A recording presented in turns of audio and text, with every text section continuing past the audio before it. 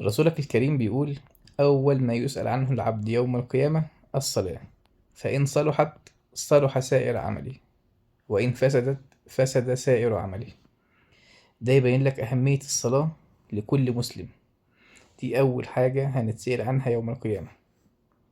ومش بس الحديث ده اللي يبين لك أهمية الصلاة وإنك ما تسيبهاش، ده في حتى أشد الحالات. يعني مثلا في صلاة اسمها صلاة الخوف، اللي هو صلاة رسولنا الكريم صلى الله عليه وسلم صلاها لما كانوا في حرب.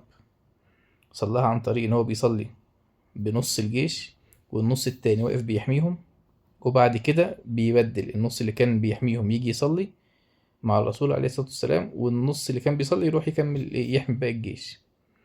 فشوف، حتى وانت في الحرب وانت بتجاهد في سبيل الله ما ينفعش تسيب الصلاة. انت متخيل الجهاد ده ذروة سنام الإسلام، اللي هو أعلى حاجة فيه. فتخيل كده إن حتى وانت بتجاهد ما ينفعش تسيب الصلاة، فما بالك وانت في الوضع الحالي. اسأل نفسك كده، وانت فوتت صلاة الجماعة، فوتت الصلاة في وقتها، انت فوتها ليه؟ ايه السبب اللي خلاك ما تصليهاش؟ عدت عليك ليه؟ هتقف قدام ربنا تقول له ايه؟ اللي خلاني اقول الكلام ده ان انا جيت من شويه، كنت تعبت شويه انا في الشغل، فقلت ايه، خلاص بقى هروح وبتاع وكان فاضل على العشاء ربع ساعه تقريبا. فقلت طب خلاص لما ايه اروح بقى اصليها في البيت، او حتى مش مشكله النهارده. والشيطان بيلعب في دماغك، انت تعبان، انت مش قادر، انت حتى وانت مروح مش قادر حتى تمشي كويس. بعدين قلت ده انت حتى لو في اخر حاجه خلاص انت هتموت دلوقتي، الحاجه الوحيده اللي تروح تعملها هي انك تصلي. يعني انت خلينا كده نفتكر ان جات لك رساله قال لك خلاص كده انت بعد موتك كمان ساعه، كمان ساعتين، هتعمل ايه في اخر حياتك؟ هتصلي؟ هتقرا قران؟ لو في حد ليه دين عندك هتطلعه له؟ لو مزعل حد هتعمل حياتك كلها خير.